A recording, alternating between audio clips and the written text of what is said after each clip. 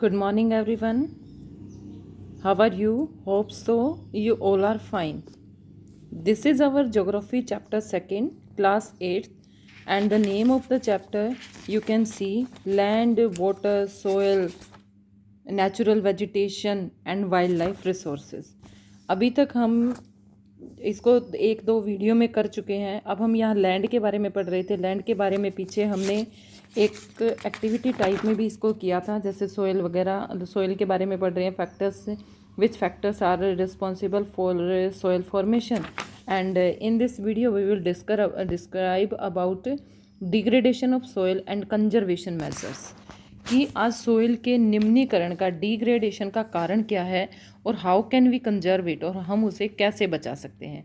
Soil erosion and depletion are the major threats to soil as a resource. Both human and natural factors are lead to degradation of soil.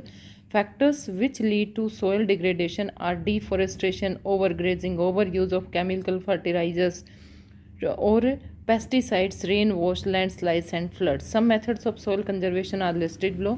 कौन कौन से ऐसे reasons है जो soil के कटाव के लिए, सोयल जो आज ख़त्म होती जा रही है, सोयल डिग्रेडेशन होता है, उसके लिए which factors are responsible. So some factors are there: deforestation, over grazing, over use of chemical, यानी खेतों में हम ज़्यादा से ज़्यादा केमिकल, पेस्टिसाइड वगैरह डाल देते हैं, जिससे जो ज़मीन, जो सोयल होती है, उसकी फर्टिलिटी ख़त्म हो जाती है। रेन वॉश, ज़्यादा बारिश की वजह से जो ऊपर वाली परत है वो ख़त्म हो जाती है। लैंडस्लाइड्स होती हैं। एंड सम मेथड, यहाँ पर देखिए कुछ मेथड्स यहाँ पर दिखाए गए हैं जिससे हम सोयल को कंजर्व कर सकते हैं। First is there mulching. The bare ground between plants is covered with a layer of organic matter like straw. अब जैसे दो फसलें होती हैं, सपोज करो these are the two crops. ये जो बेयर ग्राउंड होता है इनके बीच में, इसको क्या किया जाता है, इस covered with the layer of organic matter. इसको खाद से या ऑर्गेनिक मैटर से इस लेयर को कवर कर दिया जाता है और स्ट्रो के रूप में। It helps to retain soil moisture, जो इसकी वजह से जो सोयल का मॉइस्चर है वो बना रहता है, यानी उसमें जो मॉइस्चर होता है, जो वाष्प वगैरह होते हैं वो उसके अंदर ही रहते हैं, जिससे सोयल ख़राब नहीं होते, डिग्रेडेशन नहीं होता है। सेकंड है काउंटर बैरियर्स। ये नीचे आपको दिखाई दे रहे contour barrier. Stone, grass, soil are use to build barriers along contours. Trenches are made in front of the barriers to collect water. इससे जो काउंटर बना दिए जाते हैं ताकि पानी वहाँ पर इकट्ठा रह सके और मॉइस्चर उसमें बना रहे। Next is rock dam. Rocks are piled up to show down the flow of water. This prevents gullies and further soil losses. इससे जो डैम्स, रोक डैम्स बनाए जाते हैं वो पानी को वहीं पर इकट्ठा रखते हैं, जिसकी वजह से जो सोयल की फर्टिलिटी होती है वो ख़त्म नहीं हो पाती। यहाँ पर टू एग्जांपल्स आप देख सकते हैं। This is the terrace farming, जो कि पहाड़ी इलाकों में होती है, जहाँ पर ज़मीन कम और पहाड़ ज़्यादा होते हैं, वहाँ पर इसको टेरेस, यानी जिस तरह से हम सीढ़ियाँ चढ़ते हैं उस तरह से एक स्टेप बाय स्टेप इसको ऊपर की तरफ होती है। ये काउंटर फ्लोइंग है। टेरेस फार्मिंग हम यह देखेंगे। Broad flat steps to terrace are made on the steep slope so that the flat surface are available to grow crops. They reduce surface run off soil erosion. इससे जो मिट्टी का जो erosion है वो रुक जाता है। नेक्स्ट है intercropping. Different crops are grown in alternate rows and are sown at different times to protect the soil from the rain wash. इससे अलग अलग समय में अलग अलग फसलें उगाई जाती हैं, रोज़ में उगाई जाती हैं, जिससे जो सोइल की फर्टिलिटी है वो भी बनी रहती है और वो सोइल इरोजन भी नहीं होता है। काउंटर प्लोइंग, यहाँ पर आपको काउंटर प्लोइंग भी दिखाई दे रहा होगा। Ploughing parallel to the contours of a hill slopes to from a natural barrier of water to flow down the slope. उसको एक बैरियर के रूप में काउंटर्स को प्लोइंग पैरेलल की जाती है, प्लोइंग, जिससे जो मिट्टी का इरोजन वहाँ पर रुक जाता है। सेल्टर बेल्ट्स लगा दी जाती हैं।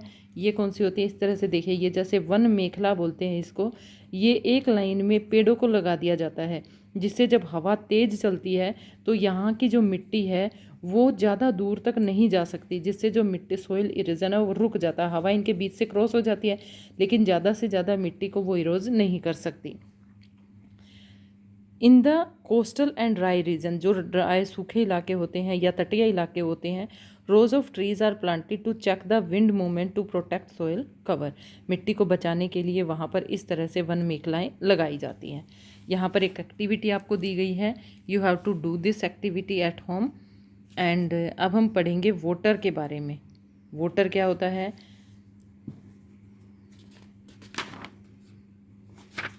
Water is an essential part of our life.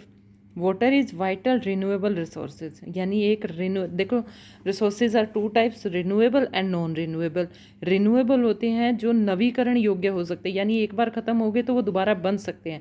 Non renewable होते हैं जो एक बार ख़त्म हो गए बट वो दोबारा से बन नहीं पाएंगे, उनको बहुत ही लंबा समय लग जाता है उनको बनने में। तो आपने अपनी नोटबुक में लिखना है which resources are renewable and which are non renewable.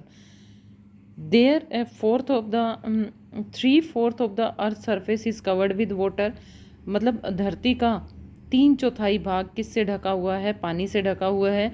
It is therefore appropriately called the water planet. हमारी इसलिए इसको जल इसको एक ऐसा पानी का ग्रह भी कहते हैं।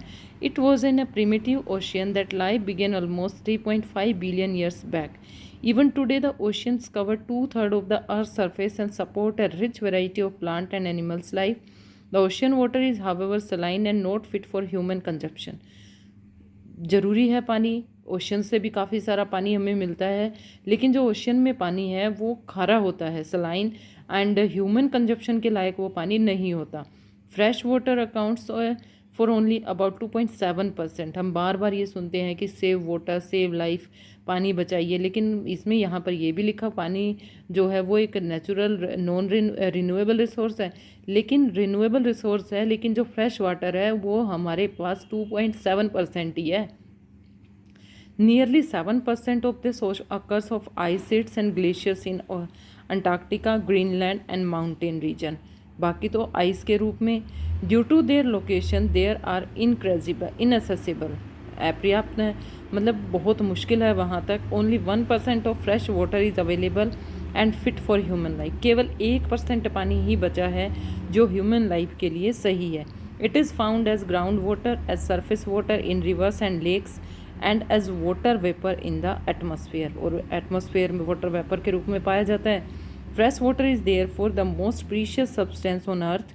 Water can neither be added or nor subtracted from the earth. In total volume remains constant. Its abundance only seems a vary because it is in constant motion, cycling through the oceans and air and land and back again through the process of evaporation, precipitation and runoff. Science में आपने water cycle के बारे में पढ़ा ही होगा, किस तरह से मोटरसाइकिल नहीं, मैं वाटर साइकिल की बात कर रही हूँ कि वाटर साइकिल कैसे समुद्रों से पानी का इवोपरेट होता है, ऊपर जाता है, पानी बनता, भाप बनती है, बादल बनते हैं, then turn back on the earth, earth पर वापस आ जाता है। This is already known as refer to as water cycle. उसको हम वाटर साइकिल के रूप में पहचानते हैं। आगे का चैप्टर बेटा हम हमारी नेक्स्ट यूनिट में करेंगे।